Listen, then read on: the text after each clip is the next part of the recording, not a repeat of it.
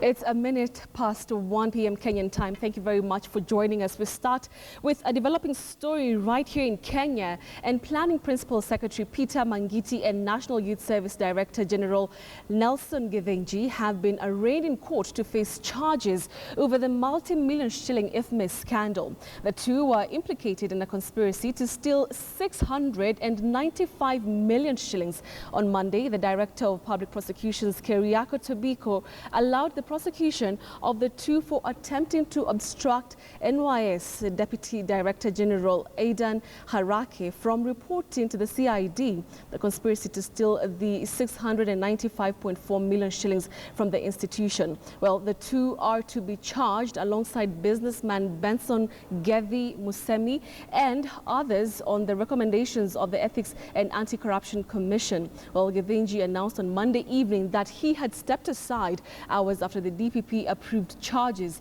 against him. This is a story that will continue highlighting for you throughout the day in our bulletins.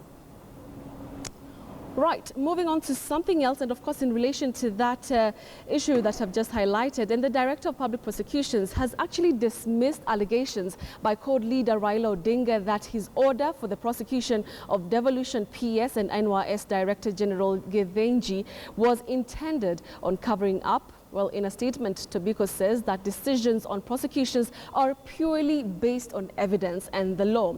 Tobiko says his office will not allow politicians to drag processes into their political theatrics. In a statement issued from London, Raila said the speedy decision to prosecute Mangiti and Dr. Githinji was a cover-up for the highest beneficiaries of the 695 million shilling scandal. Police have already summoned Mangiti and Githinji to appear before the Banking Fraud Investigations Unit for final interrogation before they are arraigned in court. And as actually we have seen, they have already been arraigned in court this morning.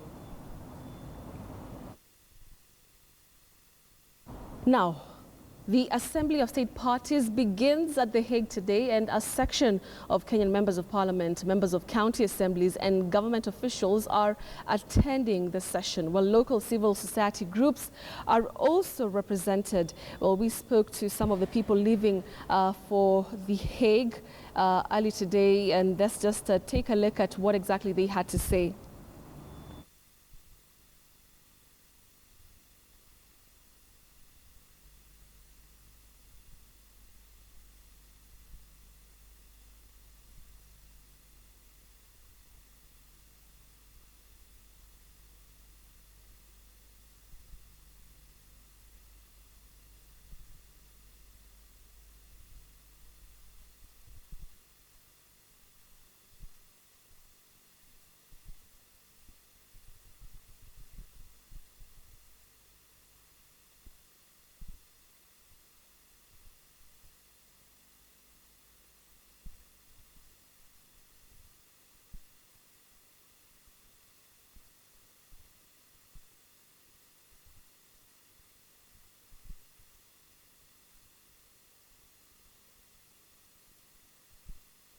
Right, like we have mentioned, the Assembly of State Parties begins today at The Hague, and of course, like I mentioned, a section of members of parliament, members of the county assemblies and government officials are attending that particular session, and also local civil society groups are also represented. Well, we spoke to some of them, and let's now listen to what they had to say.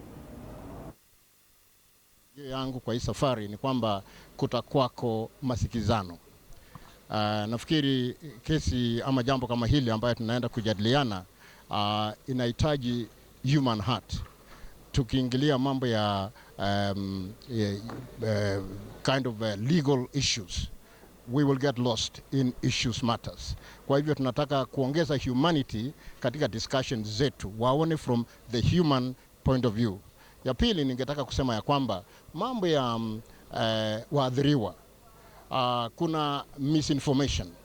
Waadhiriwa kwa wingi Kenya wamesameheana, wamesema tumesamehe wale ambao walilete hiyo furugu na tunataka Kenya iendelee mbele. Therefore, we reject and refuse any attempt to use waadhiriwa kwamba ati justice has not been done to them. Wao wenyewe wanasema tuliadhirika na imefika kiwango cha kusema miaka 7 zimeisha, tumesameheana, tuendelee mbele. Na kwa hivyo hatungetaka kurudia. Wale ambao wanataka kutumia tu mambo ya waathiriwa is so that they can get financial assistance from that issue. My friend, ukisema waathiriwa, lazima tuseme wale victims. Who are they? Who are the victims? We had 3 types of victims. Of course, those who are killed, we have those who are tortured physically, and we have those who are tortured mentally. And those who are tortured mentally are those that we call the suspect, because they have been tortured for the last 8 years. Mentally, they have been tortured. So when we talk of victims, wakati tunaongea about waathiriwa, lazima pia to include wale victims ambao pia they are mentally being tortured. Their families are mentally tortured every now and then. Kwa hivyo lazima tufuate hiyo angle, na ndio sababu tunasema yes, Kenya tuliteresa, lakini it is a collective burden ya Wakenya wenyewe 48 million kubeba, sio mambo ya kuekelea burden yetu. Right, those are just sentiments from the civil society as they left for The Hague this morning. But the question is, what do they really want? Now, the Kenyan delegation to the ICC Assembly of Parties announced that all the items they proposed for discussion at the summit have been included in the agenda. Key among those items is the request for a review of the amendments to rules of procedure and evidence introduced at the last assembly. But as KTN senior political reporter Sam Ogina reports, the Kenyan government goes to the Assembly of State Parties ready to pull out of the Rome Statute if its petition is rejected. Nairobi is lobbying against the use of that Rule 68 that allowed recanted evidence to be used against Deputy President William Ruto and journalist Joshua Arap Sang. Nairobi has dispatched a high-powered political and diplomatic delegation for what it terms as a make-or-break Assembly of State Parties summit at The Hague, Kenya's brief, to lobby for the ICC to rescind the admission of Rule 68 in the Ruto and Sang case that allows for the use of recanted evidence. And the country is warning if diplomacy fails, politics shall prevail. Ambassador Amina will not come back. She has carried the instruments for withdrawal. Not only Ambassador Amina, a number of African countries' foreign ministers and attorney generals have carried their instruments for withdrawal. But I can speak for Kenya. Ambassador Amina will take the next flight to New York and present those instruments for withdrawal to the Secretary General of the Security Council, of the UN Security Council. The Uhuru administration feels duped by the ICC court ruling to allow admission of recanted evidence to be used against the Deputy President and Joshua Sang. Kenyan delegation claims amendment to Rule 68 allowing the use of recanted evidence was passed at the 13th session with an understanding that Rule 68 will not be applicable retrospectively in the Ruto Sang case that was already going on. It's a global legal principle that no law applies retrospectively. Unfortunately, in this case, it has been forced to apply retrospectively.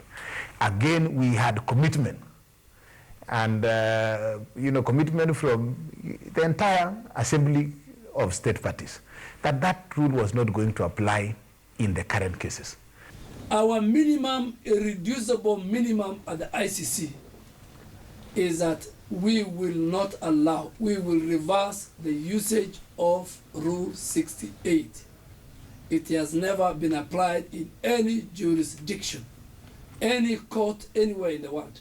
Kenya's technical team, comprising of Foreign Affairs Cabinet Secretary Amina Mohamed, Kenya's permanent ambassador to the UN Kamau Macharia, and a team from the Attorney General's office held a strategic meeting at The Hague ahead of the Assembly of State Parties opening Wednesday.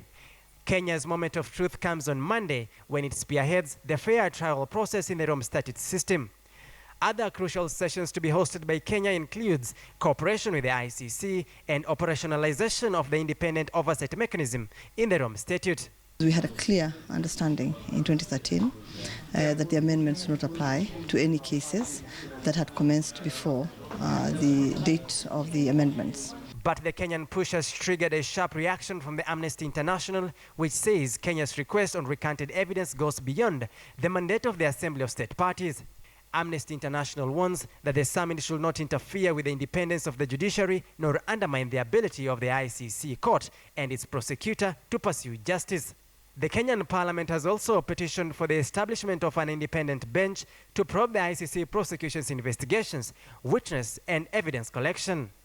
A petition by Pokot South Member of Parliament David Kosing. And Kenya says it will be counting on its friendly nations to pass its motion. We will then be saying that, this is an opportunity for us to know who our friends are. We are fighting an injustice being committed to Kenyans at the ICC. If you are a true friend of Kenya, you should be able to stand with us. Already, Kenya has warned the UK it will not renew the British Army Training Unit Kenya, but took agreement if the UK vetoes its petition. But in a statement, the British High Commission in Kenya says, quote, the two issues are not interlinked, that in fact the ICC is an independent judicial process. Kenyan Cabinet Secretary for Foreign Affairs Amina Mohamed and UK Foreign Secretary Philip Hammond signed a statement of understanding on the Defense Cooperation Agreement in New York in September, following a positive meeting between President Uhuru Kenyatta and Prime Minister David Cameron. End of quote. Samogina, KTN News. Right, we'll continue keeping an eye on what happens there today. Now, Treasury Cabinet Secretary Henry Rotich has suspended all foreign benchmarking and study tours for all national and county government officials with immediate effect. The CS has also released tough guidelines for foreign travel. This move is said to be part of new austerity measures to curb resource leakages in government. Well, he was speaking during the 2016-2017 public sector budget hearings at the Kenya Institute of Curriculum Development.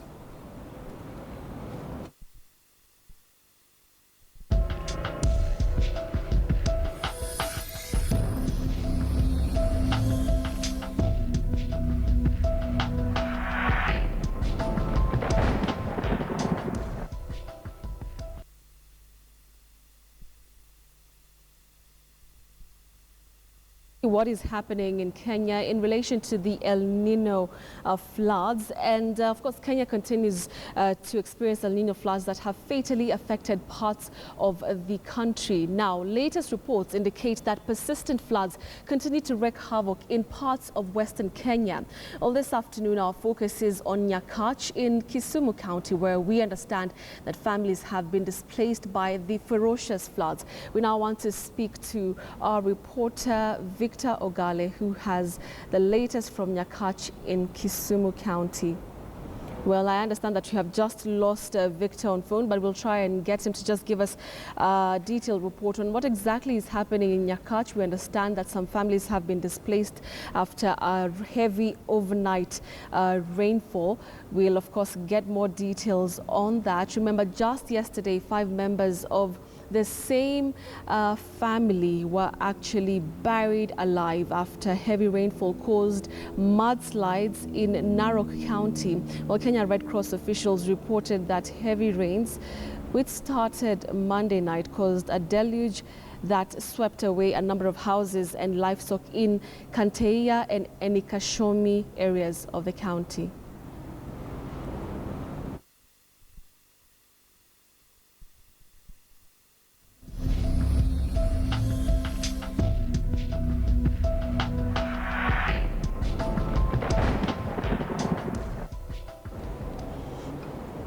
The Code Coalition says it has raised 1.5 million shillings through a solidarity fund. The coalition opened to help 8 teachers' unions in their fight for a now disputed pay rise. The coalition says the funds have been wired directly to the unions' NAT and KUPPET bank accounts to help in meeting the legal fees the unions have incurred in their court battles. CORD lashed out at the Jubilee administration for intervening in a matter that they say was already before the court. Well, this was after President Uhuru Kenyatta held separate meetings with NAT and KUPPET officials at State House last week. Because the right to go on strike by workers in support of their interest or in advancement of their interest is protected under the Constitution. And therefore, a government which punishes its workers for exercising their constitutional rights is in violation of the Constitution. And I must say, if we begin to collect the number of times this government is violating the Constitution at the highest level, we would be dealing with the impeachments, not one impeachment, but several impeachments. And therefore, that is regrettable, and he should be paid as quickly as possible, particularly the September salary. Now, the battle between Machakos Governor Alfred Mutua and his deputy Bernard Kyallo today reached the Committee on Legal Affairs and Human Rights over the alleged mistreatment of the deputy governor by his boss. Among the allegations by Kyallo are the failure by the governor to invite him to committees, withdrawal of his official car, and general mistreatment. However, the committee chair, Amos Wako, adjourned the meeting on the grounds that it would be a contempt of court if the matters raised would be discussed. Kyallo has since presented a case in court over the same matters. He sought a hearing from the Senate committee. It was quite interesting to hear Mr. Kyallo say that he wrote a letter through the senator of Machakos, Mr. Johnston Mudama. So you can see where this is coming from. And it has always been my submission from the very beginning that the intent was to always try to remove me from office so that Mr. Kyallo could be the governor, because he is easier to control than I am to control by Mr. Mudama, so that they can engage in activities that may actually not be constitutional. And I can say that without any fear of contradiction. And they have found that it is very hard to grab land, it is very hard to steal money from the people, it is very hard to stop development while I'm in office. So these are part of those things of making sure the people of Ukambani remain poor forever. The issues of my office being denied a budget. The governor also denied me a vehicle to enable me execute my mandate as the deputy governor. I am also not invited into cabinet meetings at the county level. I'm also not invited into county functions that take place in Machakos County. So basically what I'm saying is that I've not been involved in the running and the managing of the government. There are times when the governor goes out of the country, sometimes for more than a month, and that time he does not leave me with the instruments of power that would enable me as the deputy governor to take over while he's away. Showing that he's been paid for all that time. We have documents showing that he never comes to work. Imagine 15 months not showing up in the office, twice being paid over close to 10 million shillings without working. We have CCTV footage to show that he never comes to work. We have statements by his secretary showing that he never comes to work. He's invited for cabinet meetings, he never shows up. So we have all those documents. We have documents showing that he has a vehicle which he actually has been impounded by the police because he changed the number plates from the official plates, county plates, and put plates of a different vehicle. I get my salary, but there are some allowances which I do not receive, including my airtime, which is basically supposed to receive, and also medical cover. And I've been able to explain that I need to receive those things because, it's an entitlement. Well, let's now move on to another row, and this time it's a diplomatic one, and it has erupted between Sudan and Egypt following reports that 15 illegal Sudanese migrants were killed while crossing the border from Egypt to Israel. According to Egyptian state-owned media reports, the Sudanese nationals were shot dead by Egyptian police in the troubled Sinai Peninsula as they attempted to cross into Israel. The Egyptian government has not officially commented on the reports. The Sudanese Ministry of Foreign Affairs spokesman Ali Al-Sadiq said they have asked the Egyptian authorities to confirm whether the reports were true. He warned that the Sudanese government will not tolerate any humiliation of their nationals in Egypt. The Sudan parliament and the country's embassy in Cairo have lately complained against what they consider the mistreatment of Sudanese nationals living in Egypt. Sudan residents in Egypt claim that they are subjected to street stops and searches by police, with some charging that their money is seized in the process. A Sudanese Foreign Ministry memo sent to the Egyptian government complained that the alleged bad treatment by police and national security forces had recently increased. The memo termed the conduct unacceptable and inconsistent with the deep ties and agreements signed between the two nations. The Egyptian reports on the Sinai incident disclosed that Egyptian border police shot the migrants when they ignored warnings not to cross the border fence. Besides the 6 killed, 8 others were injured and 8 were arrested. Sinai has been witnessing an insurgency by ISIS-affiliated terrorist groups against the Egyptian government ever since the ouster of Islamist President Mohamed Morsi in 2013.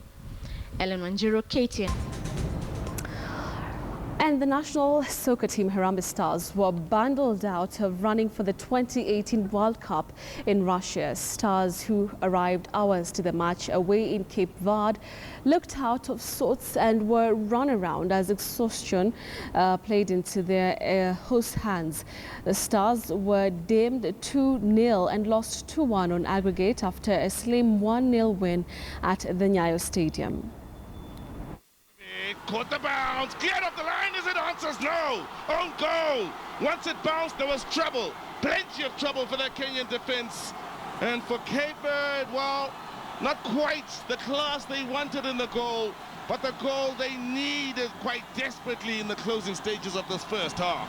Good work on the far side. This Suarez cuts it back! And, well, they scored early in the second half to oppose the late goal in the first. They do have the lead, not only on the day, but on the aggregate score line here to Cape Verde. Beautiful work. Well, if things went the way they were supposed to have gone, probably they would have beaten Cape Verde. Now, Football Kenya Federation Chairman Sam Nyamweya was questioned for 8 hours by the Criminal Investigation Department on Tuesday, a day after the national team had delayed departing for a 2018 World Cup qualifier match against Cape Verde. Harambee Stars are away and in Cape Verde and is played the match yesterday night. Let's take a look. As Kenya's national soccer team Harambee Stars prepared to take on Sharks of Cape Verde hours after arriving to the island state, football chairman Sam Nyamweya was being taken to the Nairobi area police headquarters for questioning. Nyamweya was questioned for close to 8 hours as journalists were kept at arm's length. After the 8 hours ordeal, the federation chairman left the station in a half. He remained tight-lipped as he was whisked away from the station. The Nairobi CID boss Ireri Kamwende said he grilled Nyamweya over the Stars' delayed trip to Cape Verde for the return leg World Cup qualifier. The sports ministry at the center of the Stars' almost collapsed trip to Cape Verde will also be summoned to shed more light on the Stars' trip. However, Nyamweya distanced himself from reports that he had been arrested and insists that he took himself to the police station to explain his side of the story. He blames the sports ministry for the delayed departure of the national soccer team. Hassan Juma, K Sports. New Zealand great Jonah Lomu is dead. Lomu, who scored 43 tries in 73 matches for New Zealand between 1994 and 2002, had been diagnosed with a rare and serious kidney condition. It forced him to quit the game, and he has had a kidney transplant. Actually, that was in 2004, but the organ stopped functioning in 2011. Family spokesman John Mayhew told New Zealand television that Lomu's death was totally unexpected and that he had only arrived back from the UK on Tuesday after spending time there for the Rugby World Cup. Lomu made his Test debut in 1994 against France in Christchurch, as well as playing for several domestic teams in his homeland. He made 10 appearances for Cardiff Blues in Wales between 2005 and 2006, shortly before his retirement. Despite never winning the World Cup, he is the joint top try scorer in its history, alongside South Africa wing Brian Habana with 15 tries in 11 games during the 1995 and 1999 tournaments. He is survived by his wife Nadine and his 2 sons.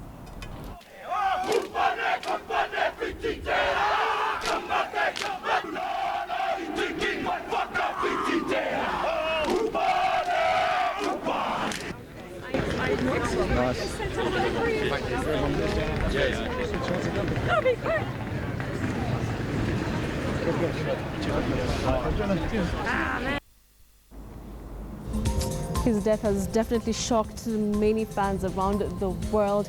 May his soul rest in peace. Well, that's it for KTN Newsdesk. That is part 1. Part 2 is coming up on KTN News channel. Thank you very much for watching. I'm Betty Okari.